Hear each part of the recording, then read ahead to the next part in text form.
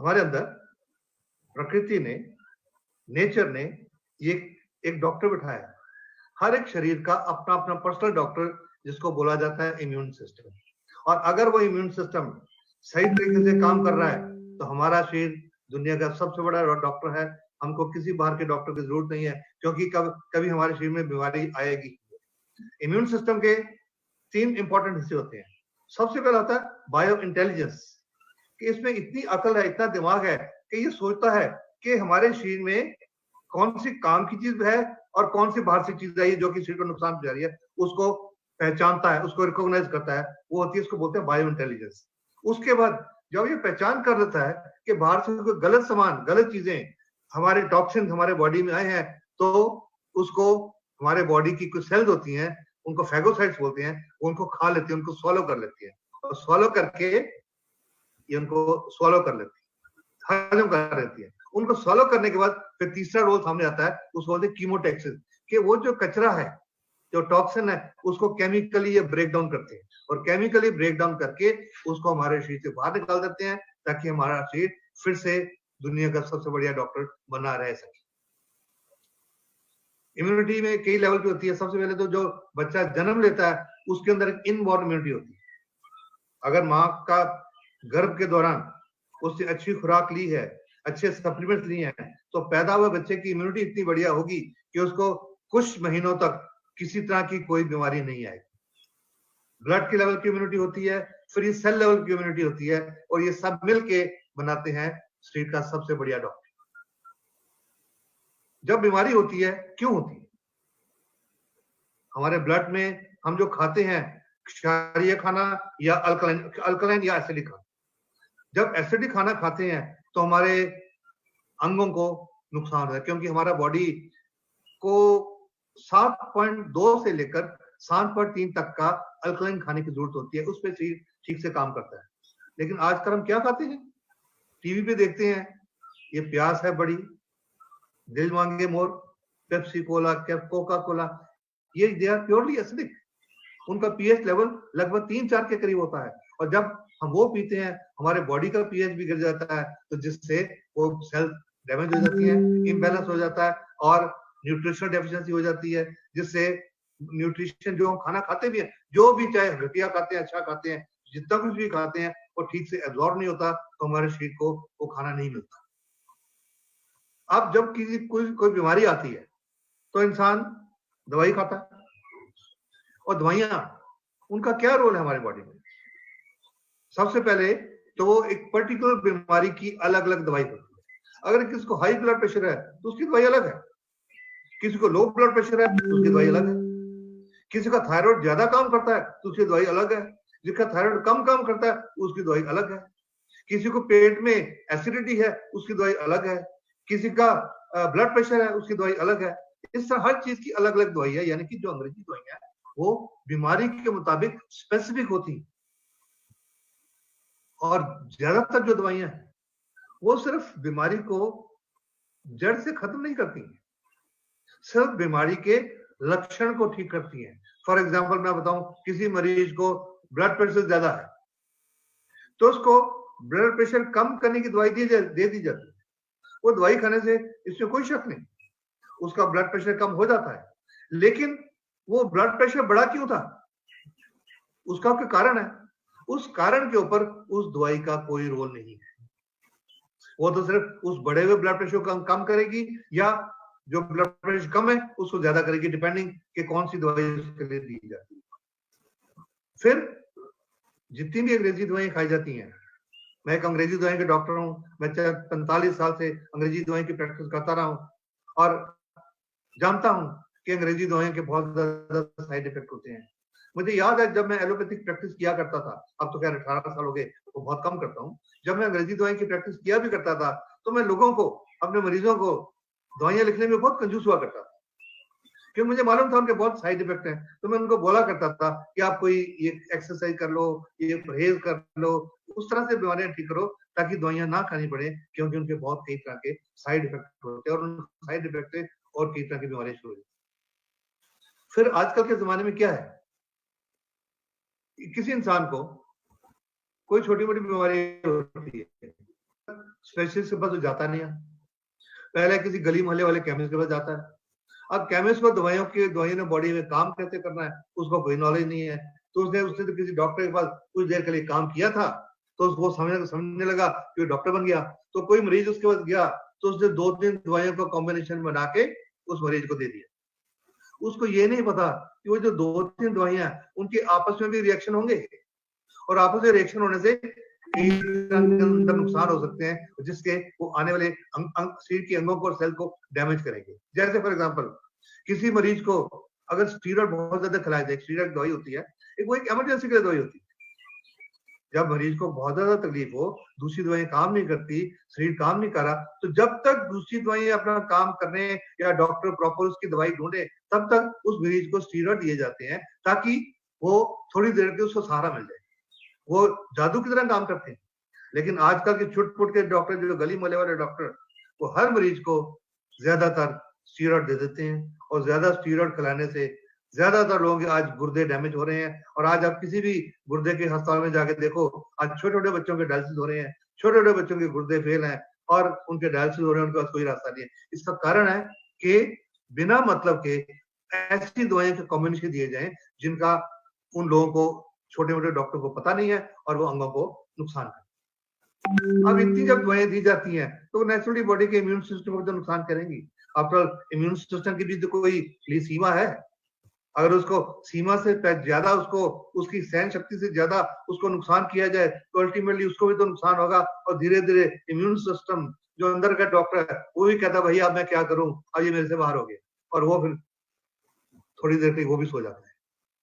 अब ऐसे में हिपोक्रेटिस एक आदमी हुआ है आज से लगभग 2500 साल पहले, जिन्होंने ये मॉडर्न मेडिसिन की शुरुआत की थी। शुरुआत तो उन्होंने मॉडर्न मेडिसिन की थी, एलोपैथिक दवाई की थी, लेकिन उन्होंने साथ में कहा क्या था कि हमारे अंदर की जो प्राकृतिक ताकत है वही बीमारी को ठीक कर सकती है।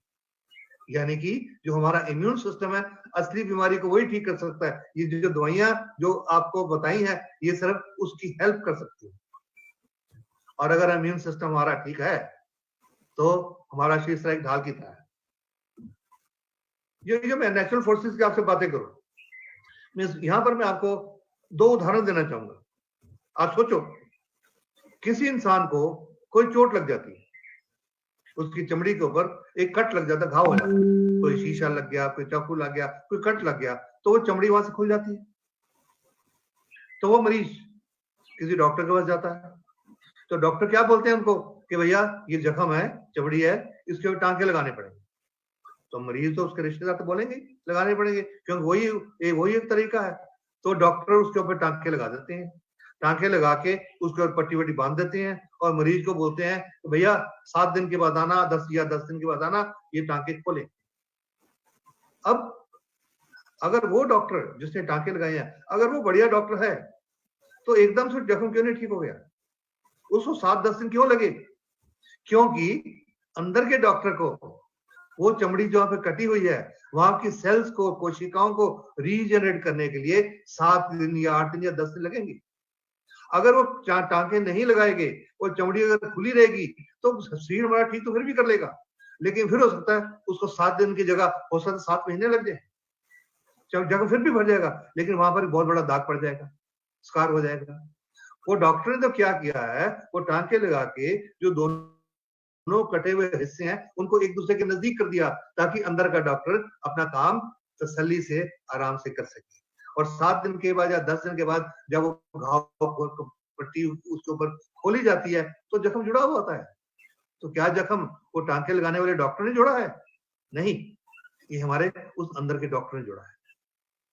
यहाँ पर मैं आपको एक और उदाहरण देता हूँ। कोई इंसान गिर जाता है, कोई उसका छोटा मोटा एक्सीडेंट हो जाता है, उसकी एक हड्डी टूट जाती है, मान लो बाजू की हड्डी टूट जाती है, ये उसकी ये बाजू की हड्डी यहाँ से टूट जाती है। अब वो डॉक्टर के पास जाते हैं, डॉक्टर उसका एक्सरे करते हैं, और एक्सरे करके बोलते हैं भैया ये तुम्हारी हड्डी टूटी हुई है, इसको प्लास्टर लगाना पड़ेगा। जब वो एक्सरे करते हैं, वो देखते हैं हड्डी के जो 2 टुकड़े हैं ऐसे एक दूसरे के सामने, ऐसे एक दूसरे के सामने है, ऐसे एक दूसरे को सटे नहीं हुए, ऊपर चढ़े हुए हैं। तो डॉक्टर क्या करते हैं, अपने किसी असिस्टेंट को बुलाते हैं, असिस्टेंट एक इधर से खींचता है, इधर से खींचता है, वो दोनों टुकड़ों को एक दूसरे के सामने कर देते, एक दूसरे के सामने करके उसके ऊपर प्लास्टर लपेट देते। और प्लास्टर लपेटने के बाद वो डॉक्टर क्या बोलते हैं उस मरीज को, आप 6 हफ्ते के बाद आना, ये प्लास्टर खोलेंगे। अगर वो हड्डी का डॉक्टर सबसे बढ़िया डॉक्टर है तो 6 हफ्ते उसको इंतजार करने की क्या जरूरत है? उसने तो वो टूटे हुए हिस्सों को जो एक दूसरे के ऊपर चढ़े हुए थे एक दूसरे के सामने लगाया ताकि अंदर का डॉक्टर को काम उसको जोड़ सके, और उसको प्लास्टर लपेट दिया ताकि वो टुकड़े हिले ना, ताकि हमारा बॉडी उसके अंदर जो नई सेल पैदा करेगा उनको जोड़ने के लिए उसको वो हिले ना और वो हड्डी जोड़ सके। और 6 हफ्ते के बाद जब वो खोलते हैं तो हड्डी जुड़ी हुई होती है। तो क्या ये बाहर के डॉक्टर ने जोड़ा? नहीं, ये हमारे अंदर के डॉक्टर ने जोड़ा। डॉक्टर पूरी तरह से सक्षम है तो क्या होता है, 40 साल के तजर्बे में बहुत बार देख चुका हूं, किसी मरीज को प्लास्टर लगाया जाता है, 6 हफ्ते बाद खोला जाता है, 6 उसका एक्सरे करते हैं, देखते हैं जी हड्डी जुड़ी नहीं, फिर से गैप है, तो डॉक्टर फिर प्लास्टर करते हैं और बोलते हैं अभी 6 हफ्ते और प्लास्टर लगाना पड़ेगा। फिर 6 हफ्ते बाद खोलते हैं, फिर एक्सरे करते हैं, हड्डी जुड़ी नहीं होती, फिर 6 हफ्ते का प्लास्टर लगाना पड़ेगा। और इस तरह मैं कई बार देख चुका हूँ, कई मरीजों को 8-10 प्लास्टर लगता रहता है लेकिन हड्डी फिर भी नहीं जुड़ती। क्यों? क्योंकि अंदर का डॉक्टर सक्षम नहीं है, अंदर का डॉक्टर बीमार पड़ा हुआ है, वो ये काम नहीं कर सकता। तो इसमें जरूरत क्या है? उस अंदर के डॉक्टर को मजबूत करने की। सिर्फ बाहर से दवाइयां खिलाने से ये हड्डी नहीं जुड़ जाएगी, डॉक्टर को मजबूत करना पड़ेगा तब वो हड्डी जुड़ेगी। और जब हमारा अंदर का डॉक्टर मजबूत होता है तो इस तरह ये इम्यून सिस्टम हमारे शरीर के ऊपर एक ढाल की तरह काम करता है। एक अमेरिका के डॉक्टर हैं, एमबीबीएस एमडी डॉक्टर हैं, एलोपैथिक डॉक्टर हैं, ये वो क्या कहते हैं कि आज रिटायर होने के बाद जब ये अपनी जॉब करते थे, एम्प्लॉयमेंट में थे, नौकरी करते थे अंग्रेजी दवाइयों की, तो ये अंग्रेजी दवाइयों की प्रैक्टिस करते थे। लेकिन अब क्या बोलते हैं कि अब रिटायर होने के बाद मैं ईमानदारी से कह सकता हूं कि अगर आपका कोई सीरियस एक्सीडेंट हुआ है तो अस्पताल में जाने की जरूरत है, लेकिन आप अपनी बुढ़ापे तक सही जिंदगी अच्छी तरह तभी जी सकते हो अगर डॉक्टरों और अस्पतालों से बचोगे। तो वो कह रहे हैं, मैं नहीं कह रहा, ये डॉक्टर कह रहे हैं। उसकी बजाय वो बोलते हैं आप न्यूट्रिशन के बारे में सोचिए, हर्बल दवाइयों के बारे में सोचिए और बाकी प्राकृतिक दवाइयों के बारे में सोचिए। अगर आपकी किस्मत अच्छी है तो कोई प्राकृतिक चिकित्सक अगर आपको मिलता है तो उसकी राय लीजिए, जो कि पिछले खुशकिस्मती से जो 18 साल से अब मैं यही काम कर रहा हूँ एलोपैथी को छोड़कर। वो ये भी कहते हैं कि जितनी भी अंग्रेजी दवाइयां हैं वो सब टॉक्सिक हैं, जहरीली हैं, और वो सिर्फ बीमारी के लक्षणों को दबाने के लिए डिजाइन की गई हैं, किसी बीमारी को ठीक करने के लिए नहीं। सिर्फ लक्षण को दबाने के लिए डिजाइन की गई हैं, किसी बीमारी को ठीक करने के लिए नहीं। एक और आदमी हुए हैं दुनिया में, ऑल्डस हक्सले, बहुत मशहूर इंसान है, इनकी कई सौ किताबें लिखी हुई हैं, और ये अपनी किताबों में ये क्या बोलते हैं कि मेडिकल साइंस, आजकल मेडिकल साइंस ने बहुत ज्यादा प्रोग्रेस की है, इसमें कोई शक नहीं है। पिछले कुछ दशकों में मेडिकल साइंस ने बहुत ज्यादा तरक्की की है, और ये ऑल्डस हक्सले क्या कहते हैं कि मेडिकल साइंस ने इतनी ज्यादा प्रोग्रेस कर ली है कि पूरी दुनिया में कोई स्वस्थ आदमी बचा ही नहीं है। ये मेडिकल साइंस की प्रोग्रेस है। अब जरूरत क्या है? जरूरत है कि हम अपने शरीर को, बीमारियों को, हेल्थ को एक पूर्ण तौर से देखें। पूर्ण तौर से देखने का क्या मतलब? अगर कोई हड्डी का डॉक्टर है, उसके पास मरीज, हड्डी के मरीज ही जाएंगे, उसको पेट की बीमारियों के बारे में जानकारी नहीं है, उसको दिल की बीमारियों के बारे में जानकारी नहीं है। अगर कोई मरीज पूछता है, जो घुटने के दर्द के लिए गया, वो मरीज पूछता है सर मेरे पेट में तकलीफ रहती है, उसके बारे में वो बोलते हैं जी उसके लिए आप पेट और लिवर के माहिर को दिखाओ। वो बोलता है जी मेरे को मेरे हाथ कांपते हैं, तो वो बोलते हैं आप इसके लिए नाड़ियों के डॉक्टर को दिखाओ। अब अलग अलग तरह से डील करना, उससे इंसान का शरीर ठीक नहीं हो सकता। जरूरत है पूर्णतया, शरीर को पूर्णतया देखा जाए, पूर्ण अप्रोच। और पूर्ण अप्रोच क्या है क्यों जरूरत है उसकी? अभी जैसे मिसेस प्रोना बता रही थी कि हमारा जो वातावरण है वो कई हजारों किस्मों के विषयों से, विषैले पदार्थों से भरा हुआ है, जो कि हम खाने से, पानी से, हवा से हमारे अंदर जा रहे हैं और हमारे अंदर के डॉक्टर को, इम्यून सिस्टम को खराब कर रहे हैं। मेडिकल साइंस ने, जब भी मैं बता रहा था, बहुत प्रोग्रेस की है, लेकिन उसके बावजूद दुनिया में बीमारियां बढ़ती जा रही हैं। आज से कुछ साल पहले कैंसर इतना नहीं होता था, आज से कुछ साल पहले हार्ट अटैक इतने नहीं होते थे, आज से कुछ साल पहले गुर्दे फेल इतने नहीं होते थे, लेकिन आज क्यों हो रहा है? क्योंकि हेल्थ आज सही मायनों में एक रेयर चीज बन गई है, दुर्लभ चीज बन गई है। अब मैं कहूं कि दवाइयां नहीं खानी चाहिए, ये भी गलत बात है। अगर दवाइयां नहीं खाएंगे तो उससे भी मरीजों की हालत खराब होगी, क्योंकि अगर किसी मरीज को सिर में दर्द है, वो तो गोली खाने से जाएगा, वो ये नहीं उसको बोले कि तुम ये लो, इसको 1 साल लगेगा, 1 साल में सिर दर्द ठीक होगा, वो तो नहीं किया जा सकता। दवाइयों की जरूरत है, लेकिन उसके साथ साथ में जरूरत है कि हमारे जो पुराने जो ट्रेडिशनल सिस्टम है, सदियों से चले आ रहे, और ऑल्टरनेटिव मेडिसिन मींस एलोपैथी के अलावा भी और कोई चीजें हैं, उनको भी हम समझें। और आज जरूरत यही है कि ऑल्टरनेटिव सिस्टम ऑफ मेडिसिन के पूर्ण अप्रोच हम इंसान की बीमारी के बारे में लें। पिछले कुछ सालों से एक नई टर्मिनोलॉजी बनी है, उसको बोलते हैं इंटीग्रेटेड मेडिसिन। इंटीग्रेटेड मेडिसिन का मतलब है कि किसी बीमारी के लिए हम सोचें कि सिर्फ एलोपैथी पे डिपेंड कर सकते हैं, नहीं। सिर्फ आयुर्वेदा पे डिपेंड कर सकते हैं, नहीं। सिर्फ तिब्बतन मेडिसिन पे डिपेंड कर सकते हैं, नहीं। सिर्फ यूनानी पे डिपेंड कर सकते हैं, नहीं। जरूरत है इन सब सिस्टम को आपस में मिलाने की, विलय करके फिर जिस मरीज के लिए जो चीज अच्छी होती है वो चुन के उसको दीजिए। दुनिया के बहुत बड़े वैज्ञानिक हुए हैं, उनका नाम रहा है थॉमस एडिसन, जो कि आज से लगभग 250 साल पहले इस दुनिया में हुए थे। उन्होंने उस समय 150 साल पहले, सॉरी, उन्होंने बोला था कि आने वाले टाइम का डॉक्टर, फ्यूचर का डॉक्टर, भविष्य का डॉक्टर इंसान के शरीर को दवाइयों से ठीक नहीं करेगा, बल्कि उनको क्योर करेगा और प्रिवेंट करेगा, बीमारी को रोकेगा न्यूट्रिशन से, खुराक से, एक हेल्दी खुराक से। और आज दुनिया में आप जो लोग डीएक्शन से जुड़े हुए हैं, आप सब लोग जानते हैं क्या दुनिया में आज इसी चीज का बोलबाला है। आज से कुछ साल पहले बोलबाला था फार्मास्यूटिकल्स, अंग्रेजी दवाइयां, लेकिन पिछले लगभग 20-25 साल से न्यूट्रास्यूटिकल के ऊपर जोर दिया जा रहा है कि खुराक से अपनी बीमारियां कैसे ठीक की जा सके, उसकी साइंस के ऊपर जोर दिया जा रहा है और उसके ऊपर ज्यादा से ज्यादा रिसर्च की जा रही है, ज्यादा से ज्यादा अध्ययन किया जा रहा है। और ये थॉमस एडिसन ने आज से लगभग 150 साल पहले बोला था। कितना दूर का उनका विजन था। ये होता है कुछ महान लोगों का विजन कि वो बहुत दूर की बात सोचते हैं। कुछ जड़ी बूटियां होती हैं नेचर में, बहुत सारी जड़ी बूटियां हैं और उनमें बहुत सारी मेडिसिनल वैल्यू है। एक टर्म है जिसको बोलते हैं फाइटोथेरेपी। फाइटोथेरेपी का मतलब होता है कि पौधों को और पौधों से निकाले हुए जूसेस को किसी बीमारी के लिए यूज किया जाए, उसको बोलते हैं फाइटोथेरेपी। और ये ट्रेडिशनल या ऑल्टरनेट मेडिसिन का नाम भी इसको दिया जाता है।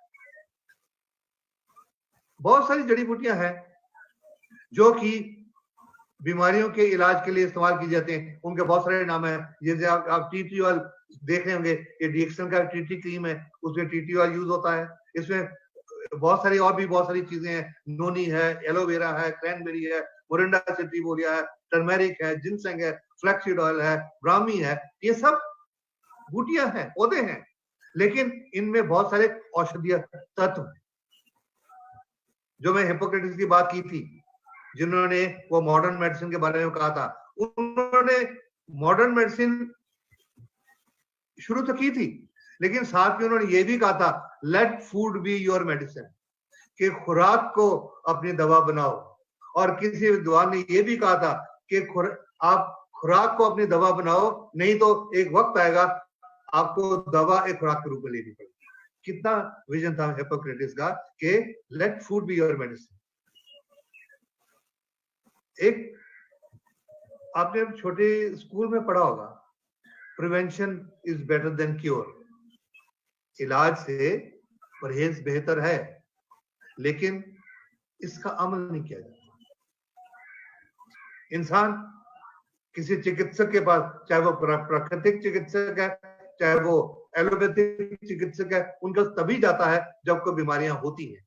उनके पास ये पता करने नहीं जाता कि जी मेरे को बताइए मैं बीमारी को प्रिवेंट कैसे कर सकता हूं। और दुख की बात यह है, और ना ही बड़े बड़े हॉस्पिटल में इसके बारे में बताया जाता है कि आप बीमारियों को प्रिवेंट कैसे कर सकते हो, रोक कैसे कर सकते हो। मैं जो पिछले इतने सालों से एलोपैथिक प्रैक्टिस कर रहा हूं और अभी 18 साल से ये अल्टरनेटिव मेडिसिन प्रैक्टिस कर रहा हूं, तो मेरा उसके बारे में अपना पर्सनल एक्सपीरियंस है कि जो प्रिवेंशन है वो सिर्फ इलाज से बेहतर ही नहीं है, इलाज के खर्चे से बहुत सस्ती है। It is much cheaper than treatment. अब जब हम जड़ी बूटियों की बात करते हैं, तो कुछ सालों से रिसर्च की गई, न्यूट्रिशन के बारे में, खाने की चीजों का रिसर्च की गई, तो एक टर्म कॉन्सेप्ट बनाया गया, उसको बोलते हैं फंक्शनल फूड्स। और एक साइंस बनी, functional food science. Functional food science किस चीज को स्टडी करती है कि खुराक जो हमें, कोई बूटी, प्राकृतिक बूटी जो हमें एक खुराक का काम भी देती है और हमारे शरीर के किसी न किसी अंग में वो उसके सिस्टम को ठीक करने का भी काम करती है, उसको बोलते हैं फंक्शनल फूड साइंस। अब इस श्रेणी में मशरूम्स, खुमियों का एक बहुत बड़ा रोल है। कई हजारों सालों से लोगों ने खुमी के ऊपर बहुत सारी रिसर्च किया है, बहुत सारी जानकारी की है, और वो इनको खाते रहे हैं, और उनको ये भी पता है कि कौन सी खुम्बी खानी है, कौन सी नहीं खानी। इसका क्या मतलब कि खुम्बी जो होती है, मशरूम जो होती है, दुनिया में हजारों किस्म की होती हैं, लेकिन उनमें ज्यादातर खुम्बी पॉइजनस होती है, विषैली होती है, और कुछ ऐसी होती है जो कि हमें साइकोट्रोपिक, दिमाग के ऊपर गलत असर भी करती है, नशा भी देती है। तो उनको पुराने जो सिविलाइजेशन के लोग थे वो इनमें पहचान करते थे, और वो जो अच्छी खुम्बी थी उनको खाते थे, जो खराब थे उनको छोड़ते थे। चाइना में, चीन में इसके बारे में बहुत पुरानी रिसर्च की गई, बहुत पुराना अध्ययन है in traditional Chinese system of medicine, TCM बोलते हैं इसको, ट्रेडिशनल चाइनीज मेडिसिन। और मशरूम को पुराने समय में proteins, carbohydrate, fibre, mineral, vitamin, यानी कि हर तरह की चीज का एक उसको इकट्ठ माना जाता था कि उसमें हर चीज मिलती है, उसका समूह माना जाता था कि मशरूम में से आपको ये सारी चीजें मिल सकती है। लेकिन फिर भी ये पहचान की जरूरत है कि कौन सी पॉइजनस है और कौन सी पॉइजनस नहीं है। अब खुम्बी में, मशरूम में जो कई हजारों सालों से पता लगा कि इनमें बहुत सारे औषधीय तत्व पाए गए, जो कि पुरानी चाइनीज किताब है मेटीरिया मेडिका, जिसमें इसके बारे में बहुत ज्यादा वर्णन किया गया है। उन चाइनीज अध्ययन में 100 से ज्यादा मशरूम की स्पीशीज का स्टडी किया गया, और उन्होंने पाया कि वो हमारे इम्यून सिस्टम के ऊपर, ट्यूमर के ऊपर, हार्ट के ऊपर, वायरल के ऊपर, जीवाणु, बैक्टीरिया, कीटाणुओं के ऊपर, पैरासाइट के ऊपर, लिवर के ऊपर और शुगर के ऊपर जो उनका रोल है उसके बारे में बहुत जानकारी पुराने लोगों ने ली। अब इनमें खुम्बी बहुत सारी हुई, उन खुम्बियों में कुछ अच्छी खुबियों को पहचाना गया, स्टडी किया गया, और उनमें 6 खुबियां खास तौर से सामने आई। गैनोडर्मा, रेशी या लिंगजी, कॉर्डिसेप्स साइनेंसिस, हेरिस्टियम एरेनियस या इसको लायंस बेन भी कहा जाता है, ग्राइफोला फ्रोंडोसा, हैन ऑफ द वुड्स भी कहा जाता है, ट्रमेटिस वर्सिकुलर टर्की टेल भी बोला जाता है, एंड लेंटिनोला एडोट्स, इसको शैताके भी बोला जाता है। इन सब में जो किंग ऑफ हर्ब्स है, जड़ी बूटियों का चमत्कारी राजा, वो है गैनोडर्मा लुसिडम, जिसको कि अपने मेडिसिनल प्रॉपर्टीज के लिए, अपने चिकित्सा वाली गुणों के लिए जो भरपूर भंडार इनमें पाया गया, जिसकी वजह से इसको बोला जाता है मिरेकुलस किंग ऑफ हर्ब्स, जड़ी बूटियों का चमत्कारी राजा। इसके अंदर जो अभी तक अध्ययन किया गया 400 से ज्यादा अधिक अलग अलग तरह के गुण पाए गए, पर वो मेन कुछ कैटेगरीज में उनको रखा गया, जैसे इसमें पॉलीसैकेराइड्स हैं, ट्यूमर फाइटर्स हैं, डायबिटीज हैं, अर्थराइटिस एंड गैनोडेरिक हैं, सो मेनी थिंग्स। और वो सब मिलके हमारे ब्लड की, शरीर की अलग अलग बीमारियों को ठीक करने में मदद करते हैं। गैनोडर्मा लूसिडम हजारों सालों से उसको जख्मों के लिए और अल्सर के लिए, कैंसर के लिए इस्तेमाल किया जाता है। आज से लगभग 5000 साल के करीब 2838 बीसी में चीन में एक किताब लिखी गई थी, शिनो होन्जोक्यू। उस किताब में इस गैनोडर्मा लूसिडम को एक संजीवनी बूटी के बराबर का दर्जा दिया गया। मेरा ख्याल है आप सब लोग जानते हैं संजीवनी बूटी क्या होती है। संजीवनी बूटी होती है जो कि हर बीमारी को ठीक करने का दम रखती है, मुर्दे को भी जीवित करने का दम रखती है। जैसे कि हमारे प्राचीन रामायण में लिखा गया है कि हनुमान जी जब लक्ष्मण जी मूर्छित हुए थे, उनके लिए संजीवनी बूटी लेके आए थे, जिससे लक्ष्मण जी के प्राण वापस आ गए। और पुराने चाइनीज रिसर्चर ने इनके ऊपर बहुत सारी स्टडीज की और इसके गुणों को पहचाना। इतने और उसके बाद पिछले लगभग मैं बोलूंगा लगभग 50-60 दशक के करीब गैनोडर्मा के ऊपर दुनिया भर के वैज्ञानिकों ने रिसर्च करनी शुरू की और उसको समझना शुरू किया कि वो किस तरह सारी बीमारियां ठीक करती है। तो उसमें पता लगा कि उसमें ये 3 तरह की जो मेन प्रॉपर्टीज है, जिसको बोलते हैं बायो इंटेलिजेंस, फैगोसाइटोसिस और कीमोटेक्सिस, जो कि इम्यून सिस्टम के तीनों हिस्से हैं। इनमें सबसे ज्यादा इंपॉर्टेंस है बायो इंटेलिजेंस के दुश्मन को पहचानना, हमारे शरीर के अंदर दुश्मन को पहचानना। मैं इसका आपको उदाहरण देता हूं। जब किसी गुर्दे के मरीज का ट्रांसप्लांट किया जाता है या और भी कोई ऑर्गन ट्रांसप्लांट किया जाता है, पर मैं मेनली गुर्दे की बात कर रहा हूं क्योंकि आजकल एक बहुत कॉमन बात हो गई है, बहुत गुर्दे ट्रांसप्लांट किए जाते हैं। जब किसी गुर्दे जाता है तो उस मरीज को कुछ अंग्रेजी दवाइयां खिलाई जाती हैं जिनको हम इम्यूनोसप्रेसेंट्स बोलते हैं, कि उनका काम होता है कि हमारे शरीर के इम्यून सिस्टम को, रोग प्रतिरोधक शक्ति को दबा के रखा जाए ताकि वो पहचान ना सके कि ये जो गुर्दा डाला गया है ये इस शरीर का हिस्सा नहीं है।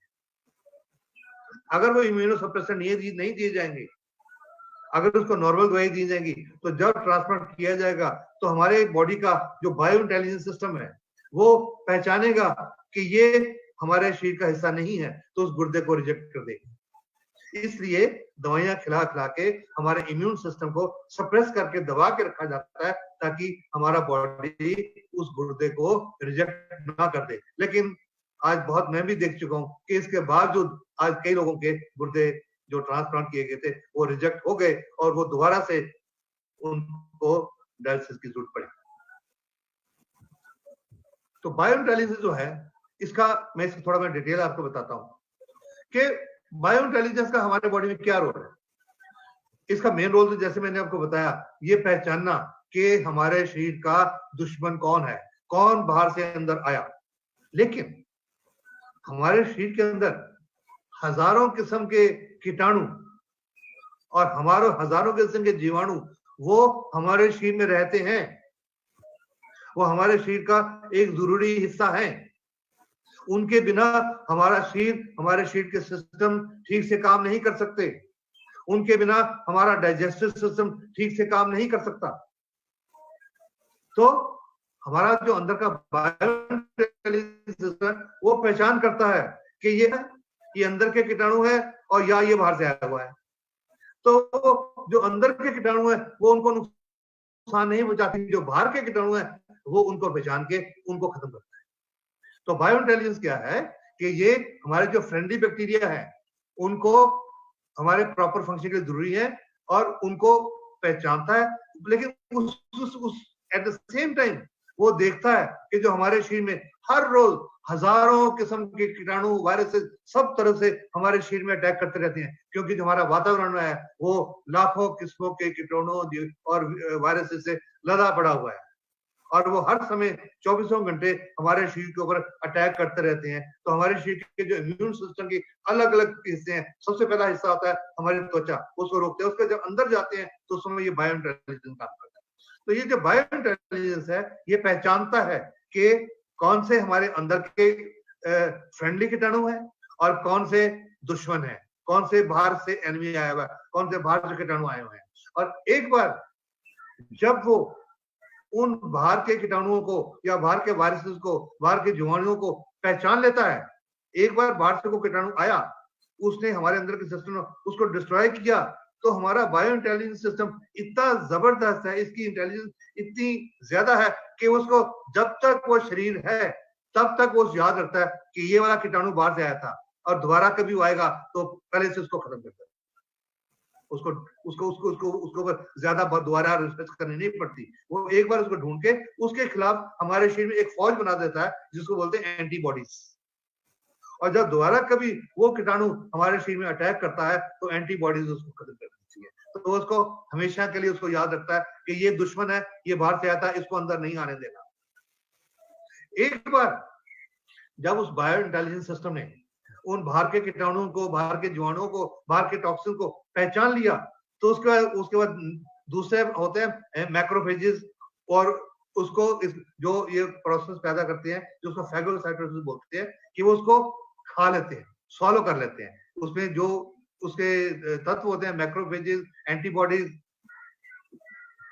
टी सेल, बीटा सेल्स, ये उन कीटाणुओं को जिनको बायो इंटेलिजेंस पहचान के इन्होंने इसके हवाले कर दिया, भाई तुम इसका हल करो।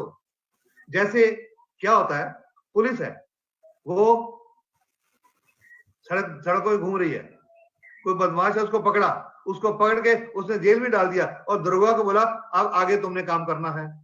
अब दरोगा उसको पकड़ के उसके ऊपर चार्जशीट लगाता है, फिर कोर्ट में भेज देता है, क्या उसके ऊपर तुमने काम करना है। तो इसी तरह बायो इंटेलिजेंस ने उनको बाहर के कीटाणु को पहचान के उनको हमारे बॉडी के ये जो फाइटर सेल्स है, macrophages, antibodies, T cell, beta cell, उनके हवाले कर दिया। और वो जो macrophages, T cell, beta cells है वो उनको सॉलो कर लेती है, खा लेती है। उसके बाद फिर तीसरी सेल आगे आती है, उनके हवाले कर देते हैं, उनको बोलते हैं नेचुरल किलर सेल्स, घातक सेल्स। वो उन खाए वो कीटाणुओं को, खाए हुए टॉक्सिन्स को, उनको केमिकली ब्रेक डाउन करती हैं, और जिसको बोलते हैं कीमोटैक्सिस। तो उनको केमिकली ब्रेक डाउन करके उनको निष्क्रिय कर देते हैं, और जब निष्क्रिय हो जाते हैं तो ब्रेक डाउन से कुछ कचरा तो बचता है ना, वो कचरा कहाँ जाएगा, वो कचरा फिर हमारे बॉडी से बाहर फेंका जाता है। जब बाहर फेंका जाता है तो कुछ लक्षण आते हैं जिसको बोलते हैं एलमेंट रिफ्लेक्शंस। एलमेंट रिफ्लेक्शन कब आते हैं कि पहले टॉक्सिन को आइडेंटिफाई किया गया, इसका मतलब है इम्यून सिस्टम ने काम करना शुरू कर दिया, फिर उन टॉक्सिन को शरीर से बाहर निकाला गया, तो फिर आते हैं एलमेंट रिफ्लेक्शन। एलमेंट रिफ्लेक्शन क्या है? एलमेंट रिफ्लेक्शन हमारे बॉडी का उसकी हेल्थ प्रॉब्लम को ठीक करने का एक पॉजिटिव रिएक्शन है, हीलिंग प्रोसेस, कि हमारे शरीर के इम्यून सिस्टम ने उन टॉक्सिन को बाहर निकाल के हमारे शरीर को ठीक करना शुरू किया है। इसको ऑपोजिशन इफेक्ट भी बोलते हैं, रिकवरी सिम्टम्स भी बोलते हैं, और कुछ नेचुरल प्राकृतिक चिकित्सा के लिटरेचर में इसको हीलिंग क्राइसिस भी बोले जाते हैं। हीलिंग क्राइसिस का मतलब है कि ठीक होने से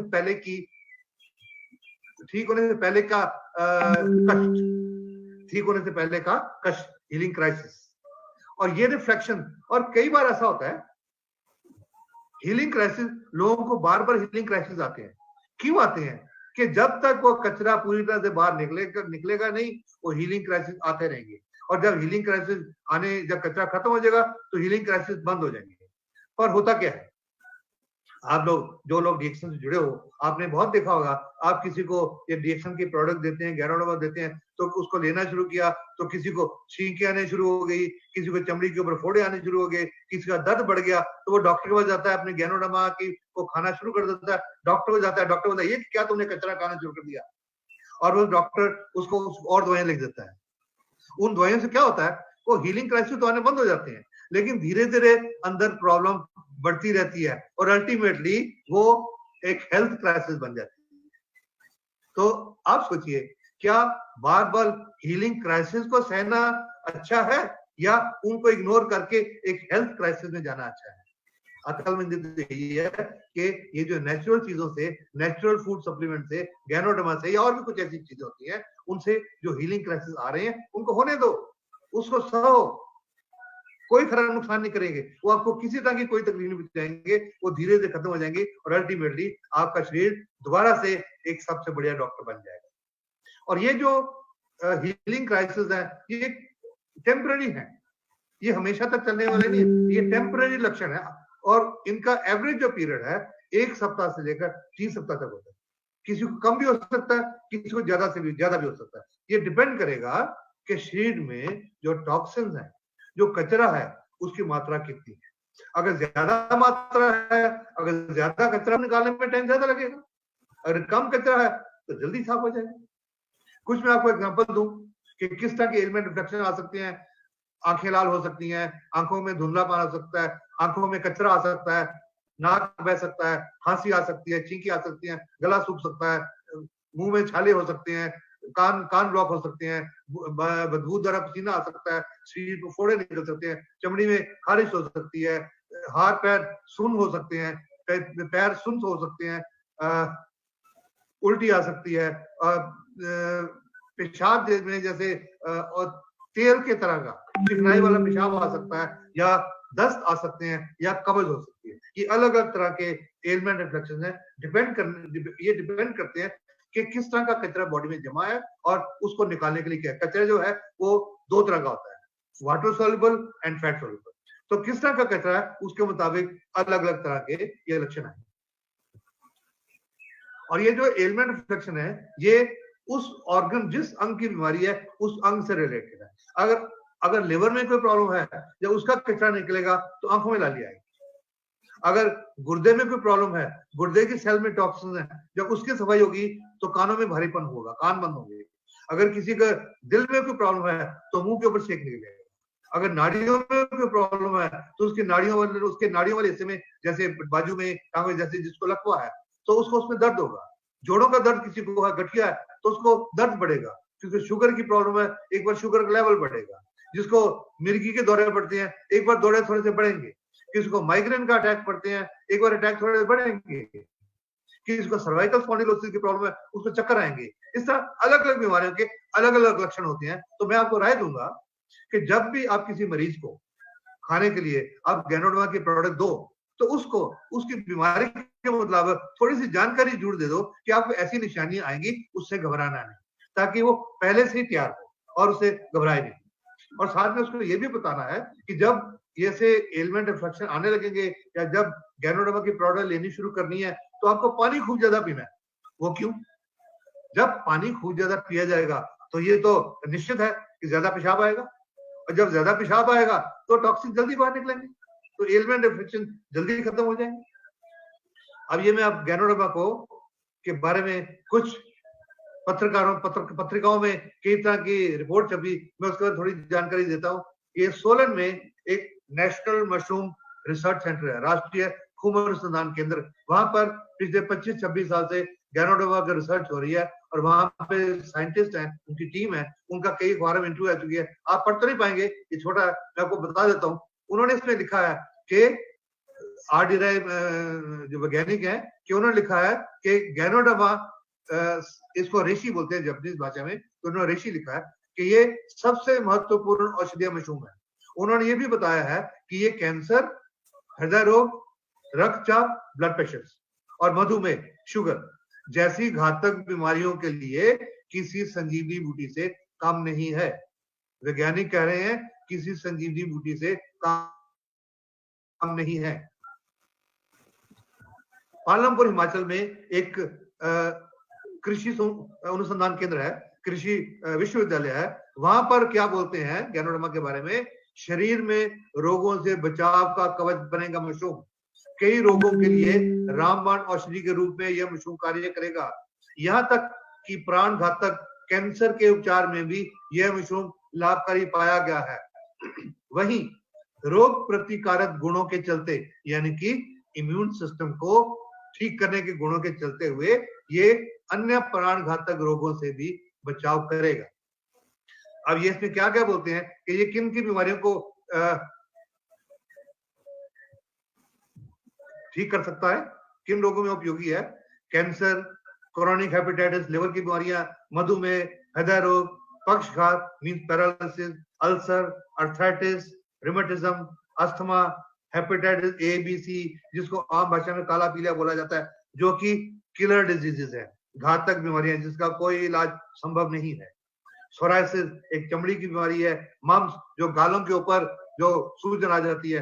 एपिलेप्सी मिर्गी, थकान व रक्तचाप आदि रोगों के उपचार में सहायक। अब ये देखिए, ये एक इंस्टीट्यूट की, एक कृषि विश्वविद्यालय के वैज्ञानिकों की एक रिसर्च रिपोर्ट में ये कह रहे हैं। ये मैं नहीं कह रहा, मैं तो अपने 18 साल के तजुर्बे से ये सब चीजें ठीक होती देख चुका, पर ये लोग बोल रहे हैं।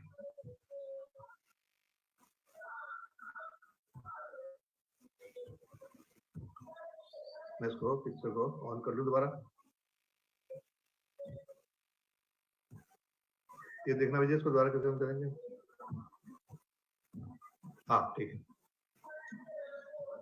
सोलन में, हिमाचल में एक और ये इंस्टीट्यूट है, इसको बोलते हैं एम्ब्रोसिया ऑर्गेनोस्यूटिकल्स। ये भी पिछले 15-16 साल से गैनोडर्मा को रिसर्च कर रहे हैं। और ये क्या बोलते हैं, क्या है ऋषि मशरूम? औषधीय गुणों के लिए भारत में जो स्थान तुलसी को प्राप्त है, ठीक वैसे ही चाइनीज औषधि में गैनोडर्मा का स्थान है।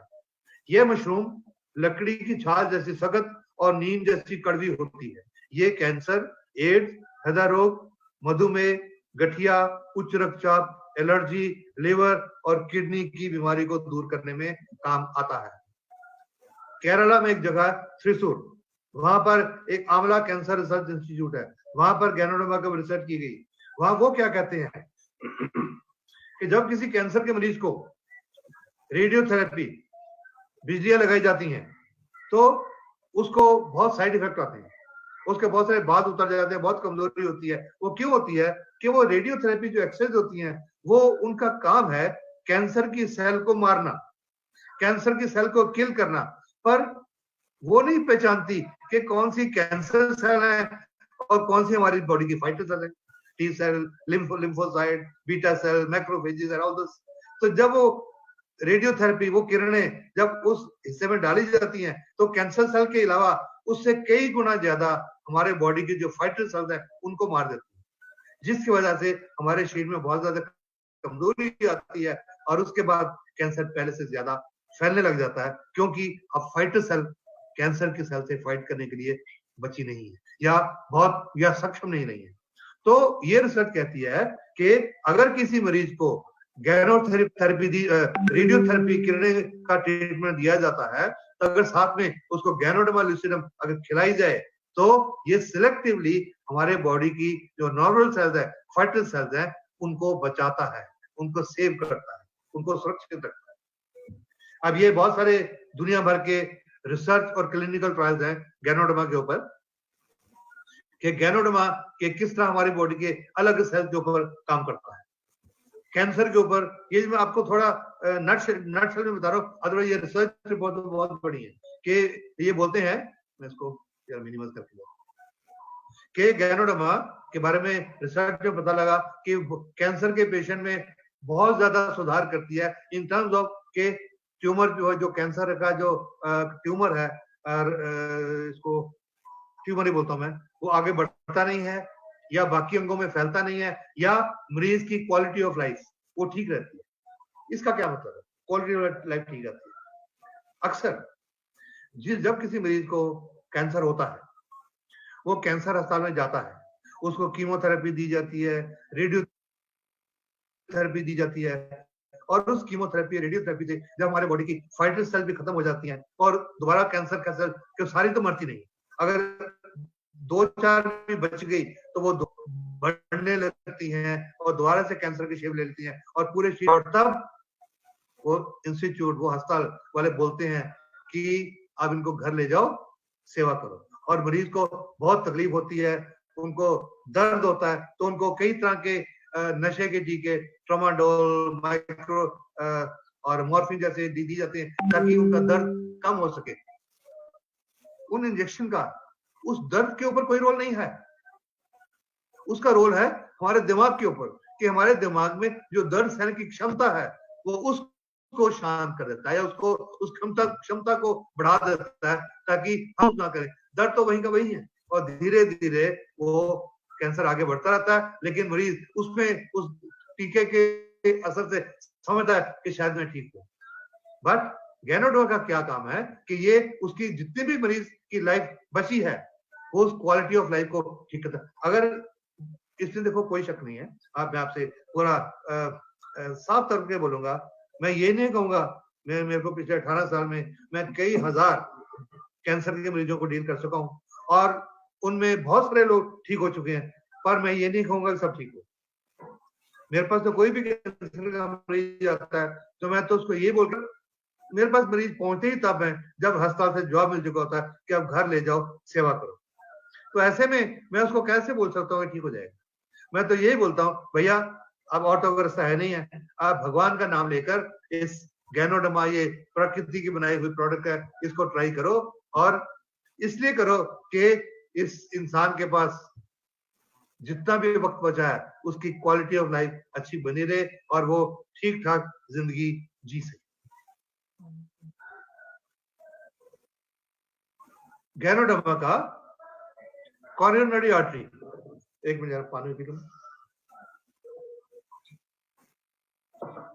कॉरोनरी आर्टरी डिजीज, दिल की नाड़ियों की बीमारियां, उनके ऊपर गैनोडोमा के ऊपर जो क्या स्टडी हो चुकी है, इससे पूरी तरह का मैकेनिज्म तो अभी तक समझ नहीं आया, लेकिन फिर भी पता लगा है कि ये ब्लड प्रेशर को कम करती है, कोलेस्ट्रॉल का कम करती है और जो प्लेटलेट जो इकट्ठे कण प्लेटलेट इकट्ठे हो जाते हैं उनको खोलती है, जिस वजह से खून पतला रहता है और खून जमता नहीं तो खून ठीक ठाक चलता रहता है, जिसकी वजह से ऑक्सीजन कैरिंग कैपेसिटी ब्लड की ठीक रहती है, खून का दौरा ठीक चलता रहता है और उससे हमारे दिल के फंक्शन ठीक चलते रहते हैं।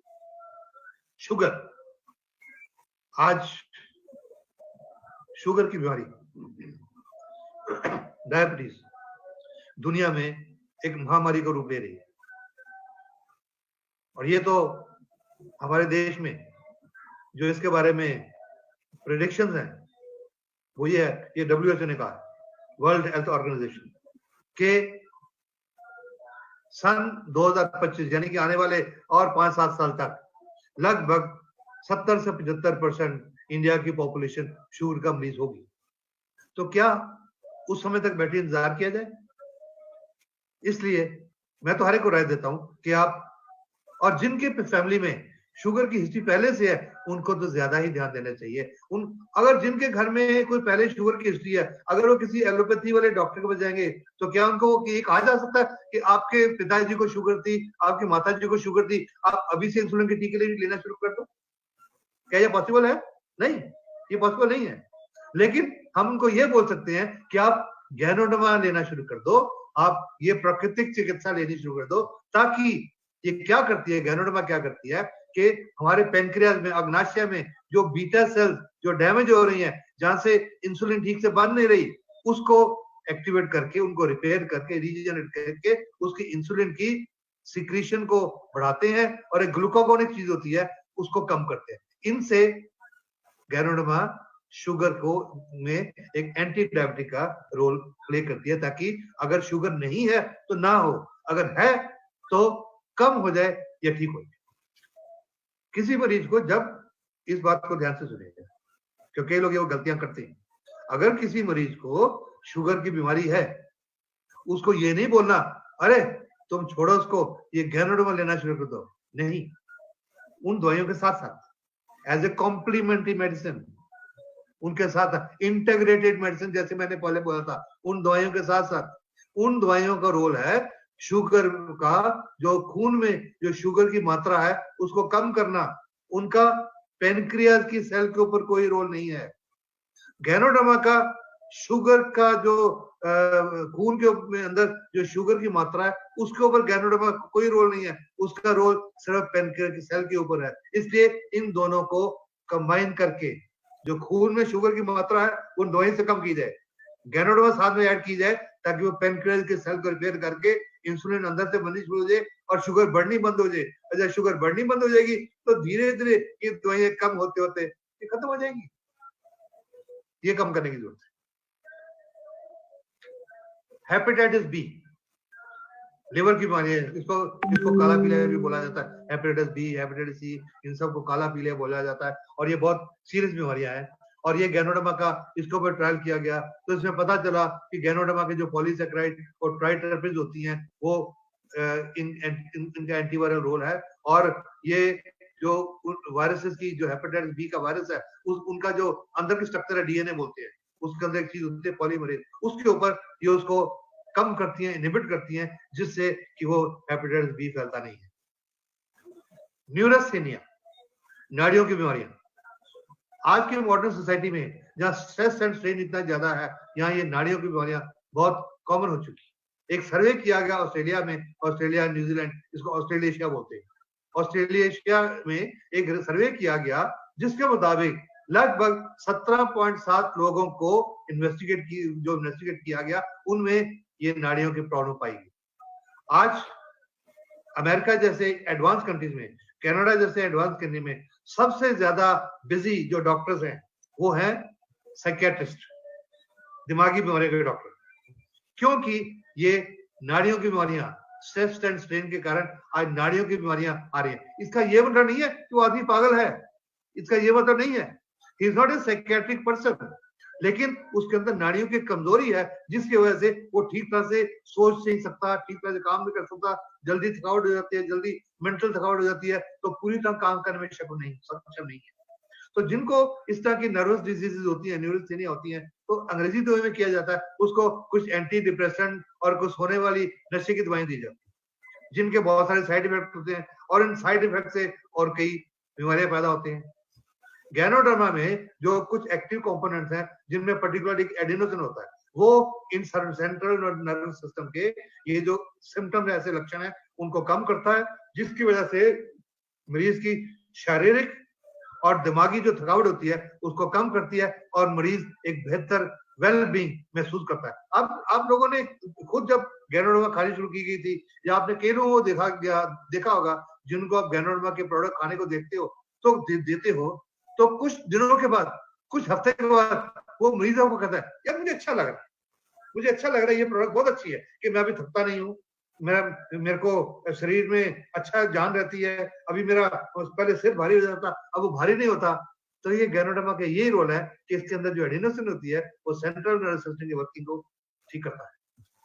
पेट के अल्सर आजकल ये भी बहुत कॉमन प्रॉब्लम हो गई है, क्योंकि लोगों का स्ट्रेस एंड स्ट्रेन बहुत है, लोगों की चिंताएं बहुत है, और जब चिंता बहुत लोग करते हैं तो पेट में ज्यादा तेजाब बनता है। और जब आजकल लोगों को सिर दर्द हो गया, जोड़ों का दर्द हो गया, आज पेन किलर खाए जाते हैं, उन पेन किलर खाने से पेट के अंदर जो तेजाब बहुत ज्यादा बनता है, उस तेजाब से पेट के अंदर जख्म होने लगा।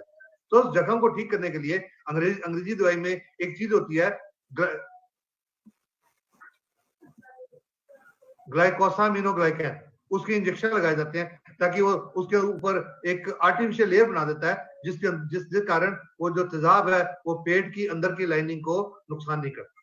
लेकिन गैनोडर्मा के अंदर प्राकृतिक रूप से ये ग्लाइकोसामिनोग्लाइकेन GAG ये पाया गया, जिसकी वजह से ये वो प्रिवेंट करने का, अल्सर का बनने से रोकने का काम करता है।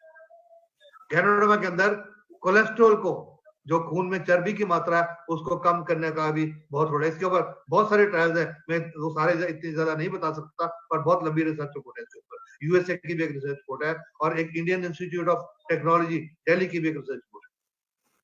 फिर ये एक यूएसए में एक इंडियाना यूनिवर्सिटी है, इंडियाना पॉलिस एक स्टेट है, वहां पे इंडियाना यूनिवर्सिटी है, वहां पे एक रिसर्चर है डेनियल सिल्वा।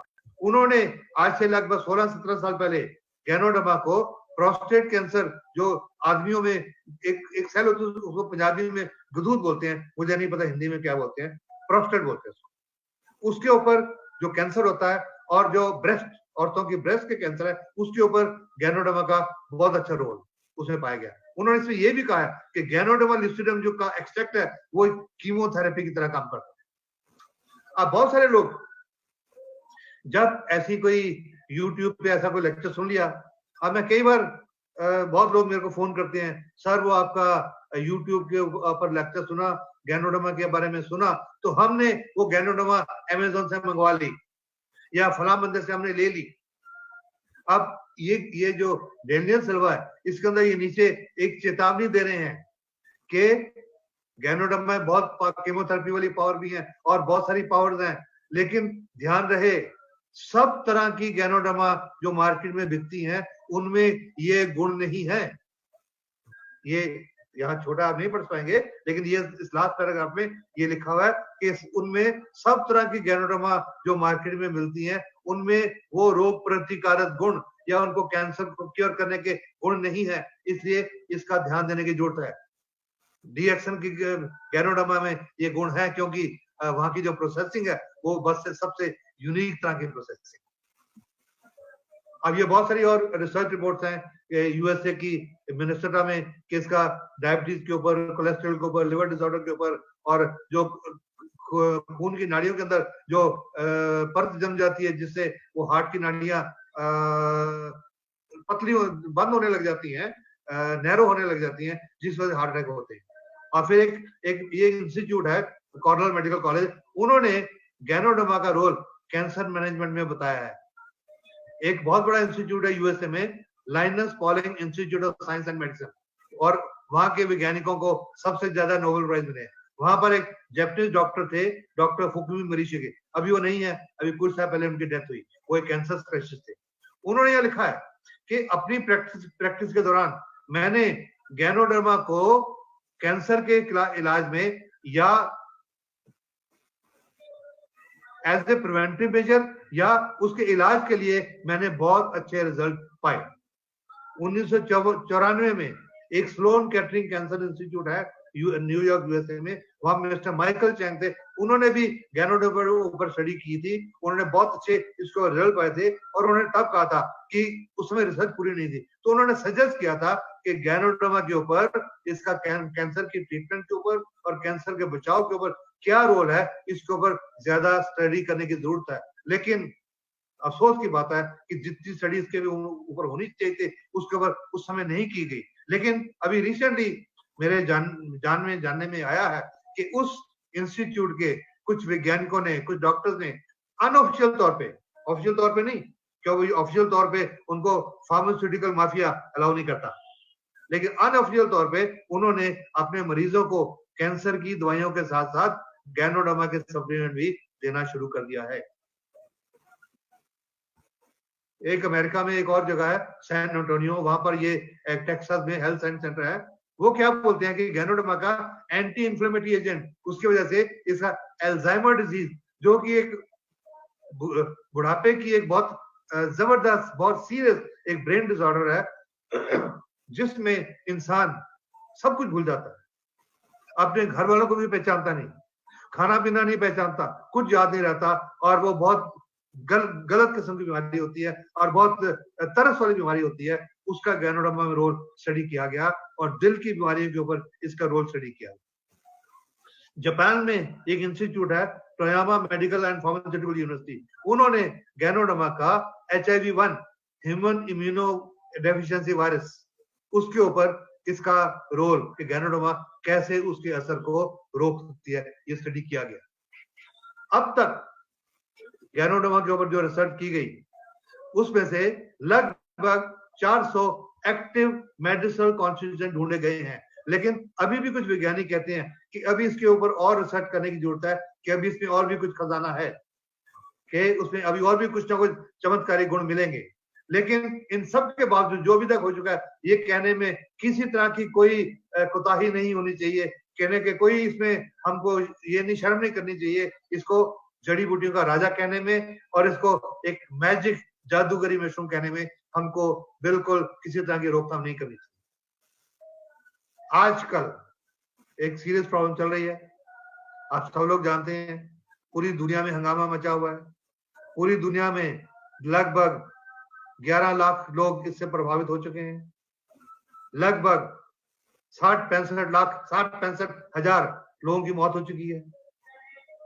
अमेरिका जैसे advance institute, advance countries, Italy, Spain, France जैसे मेडिकली एडवांस कंट्रीज, वहां पर इतनी मौतें हो चुकी हैं, तो उनके सामने हमारा देश, जिसको भी बैकवर्ड कंट्री बोला जाता है, और जो थर्ड वर्ल्ड कंट्रीज हैं जिनको बैकवर्ड कंट्रीज बोला जाता है, तो वो इसके बारे में क्या करेंगे? अब इसके बारे में अगर वो लोग नहीं बच सकते तो इन देशों में कैसे बचेंगे? पर इसमें रोल इस गैनोडर्मा का, सप्लीमेंटेशन का बहुत बड़ा रोल है। क्यों रोल है? आज आप रोज सुबह से लेकर शाम तक आई एम श्योर टीवी देखते होंगे, और टीवी में क्या बोला जाता है कि इस कोरोना वायरस का कोई हल नहीं। आजकल एक एडवर्टाइजमेंट भी आया करता है, कोरोना, इसको सारी दुनिया की सरकारें इसका इलाज ढूंढ रही हैं, लेकिन इसका इलाज किसी को नहीं मिल सकता। वो कोरोना वायरस खुद बोलता है। तो जो डॉक्टर और बाकी विद्वान, वो लोग क्या कहते हैं? इसका इलाज नहीं है, इसका इलाज एक ही है कि एक, आप जो लोग इसके इससे इन्फेक्टेड हो चुका है उससे बचो, जिसकी वजह से एक सोशल डिस्टेंसिंग की बात की गई, जो हमारे प्रधानमंत्री जी बोलते हैं सोशल डिस्टेंसिंग, बाकी सब जगह बोला जाता है, ताकि आप उनके कांटेक्ट में ना आए। और दूसरा सबसे ज्यादा इंपॉर्टेंट, अपने इम्यून सिस्टम को मजबूत करो, इम्यून सिस्टम को मजबूत करो। और गैनोडर्मा का क्या रोल है? सिर्फ ये रोल है, हमारे इम्यून सिस्टम को मजबूत करना। और जब हमारा इम्यून सिस्टम मजबूत हो जाएगा तो हम फिर क्या करेंगे? लगातार आप हर एक को, मैं तो हर एक को राय देता हूं कि इस टाइम पे आप सब लोगों को, ये आपका एक रोल है, आपका एक बहुत बड़ा रोल है आजकल के जमाने में, आजकल के टाइम में, इस दिनों में, कि आप लोगों को राय दें ताकि आप ये गैनोडर्मा किसी भी रूप में इसको लीजिए। अगर कैप्सूल ले सकते हैं कैप्सूल लीजिए, चाय पी सकते हैं चाय पीजिए, कॉफी पी सकते हैं कॉफी पीजिए, अपनी आर्थिक क्षमता के मुताबिक। ज्यादा ले सकते हैं ज्यादा लीजिए, आपका इम्यून सिस्टम ज्यादा डेवलप होगा। और जब इम्यून सिस्टम पूरी तरह डेवलप हो जाएगा तो आप इस कोरोना वायरस को आप क्या कहेंगे? दूर ही रहना भैया, नजदीक मत आना, ये आपके नजदीक नहीं आ पाएगा। तो आप सबको मेरी शुभ इच्छाएं हैं कि प्रिकॉशन करिए। ये मत समझिए कि जी मैंने गैनोडर्मा खा लिया, अब मैं लोगों से हाथ भी मिला सकता हूं, मैं बाहर भी जा सकता हूं। नहीं, आपको प्रिकॉशन फिर भी लेने की जरूरत है। घर में रहिए, स्वस्थ रहिए। मैं आप सबको शुभ इच्छाएं देता हूं कि आपका स्वास्थ्य अच्छा हो, और आपका बहुत बहुत